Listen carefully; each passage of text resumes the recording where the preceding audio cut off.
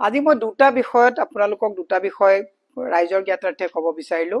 মাননীয় মুখ্যমন্ত্ৰীয়ে কৈছে যে মই গৌৰৱী অসমীয়া, তাৰপিছত মুখ্যমন্ত্ৰী। মই গৌৰৱী অসমীয়া মুখ্যমন্ত্ৰীক প্ৰশ্ন কৰিব বিচাৰিছো যে আপোনাৰ আমোলত প্ৰায় ৭,০০০ অসমীয়া চৰকাৰী মাধ্যমিক বিদ্যালয় একত্ৰীকৰণৰ নামত বন্ধ কৰা হ'ল।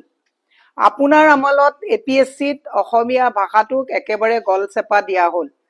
আপোনাৰ আমোলতে শুদ্ধ যদি আপুনি গৌৰৱী অসমীয়া হয় এখন NRC শুদ্ধ আমি কিয় পাবলৈ সক্ষম নহলো।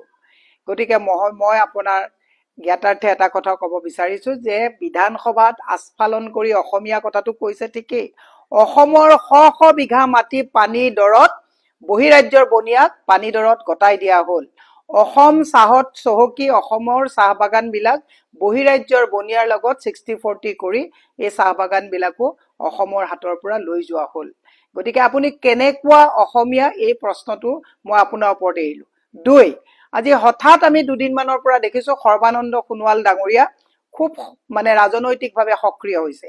তেখেতে কৈছে কংগ্ৰেছ কেতিয়াও স্বদেশীৰ লগত নাই। আপোনাক গৰিহণা দিছো।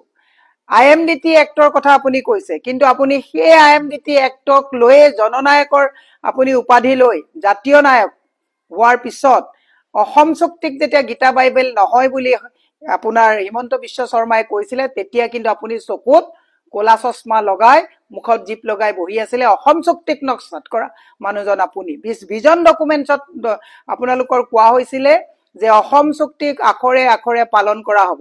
এতিয়া আপোনালোকে NRC ক্ষেত্ৰত মাত নিদিয়ে, 6 জনগোষ্ঠীৰ জনজাতিকৰণৰ ক্ষেত্ৰত মাত নিদিয়ে, অসমৰ মাটি বহিৰাজ্যৰ বনিয়াক গতাই দিয়াৰ ক্ষেত্ৰত আপুনি মাত নিদিয়ে, অসমীয়া বিদ্যালয়বিলাক ধ্বংস হওঁতে মাত নিদিয়ে, সাহিত্য সভাক মুখ্যমন্ত্ৰীয়ে আগ্ৰাসন কৰিছে তাত আপোনাৰ মাত নাই, সংসদত আপোনাৰ মাত দেখিবলৈ পোৱা নাযায়। আপুনি কংগ্ৰেছক কটাক্ষ কৰোঁতে এবাৰ কথা ভাবিছেনে? অসমত মুখ্যমন্ত্ৰী হৈ থকাৰ পিছত মুখ্যমন্ত্ৰীক ফুটবল মাৰি দিল্লীলৈ পঠাই হিমন্ত বিশ্ব শৰ্মা মুখ্যমন্ত্ৰী হ'বলগীয়া হ'ল। গতিকে কংগ্ৰেছ স্বদেশীৰ পক্ষত নাই বুলি ক'লে আপোনাক ধিক্কাৰ গৰিহণা দিয়াৰ সমান্তৰালভাৱে এনেকুৱা উদ্ভট কথা নকবৰ কাৰণে আহ্বান জনাইছো। কাৰণ আমি যিবিলাকে কংগ্ৰেছ কৰি আছো আমি সকলোকে লগত লৈ পেলাই আছো। আমি স্বদেশীৰ হৈ পেলাই আমিও আছো। আপোনালোকৰ নিচিনা ভণ্ডামি ৰেডিমেড নেতা হৈ আপোনালোকে দায়িত্বত থাকি অসমক, আমি দায়িত্বত নাই, আপোনালোকে দায়িত্বত থাকি অসমখনক আপোনালোকে লুণ্ঠন কৰিছে। বহিৰাজ্যৰ বনিয়াৰ ওচৰত গতাই দি হিন্দী বলয়ৰ ওচৰত আপোনালোকে আত্মসমৰ্পণ কৰিছে। সেইকাৰণে মুখ্যমন্ত্ৰীকো কৈছো যে গৌৰৱী অসমীয়া বুলি আস্ফালন কৰিলে নহব। অসমৰ ভাষা, জাতি, মাটি, ভেটি সকলো আপোনালোকে পানীদাৰত বহিৰাজ্যৰ বনিয়াৰ ওচৰত হস্তগত কৰিছে।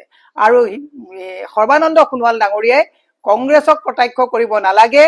অসম চুক্তিক নস্বাত কৰা সৰ্বানন্দ সোণোৱাল ডাঙৰীয়াই অসমৰ হৈ কি কৰিলে নিজক এবাৰ প্ৰশ্ন কৰিব। মুখ্যমন্ত্ৰী হৈ থাকোতেও আপুনি নিমাতী কইনাৰ নিচিনাই কাম চলালে আৰু এতিয়াও সংসদত গৈ পেলাই অসমৰ বানপানী সমস্যা, গৰাখহনীয়াৰ সমস্যা, অসমৰ নিবনুৱাৰ সমস্যা, মহিলাসকলৰ উন্নয়নৰ সমস্যা, একো ধৰণৰ সমস্যাক লৈ আপোনাক মাত পতা দেখা নাই।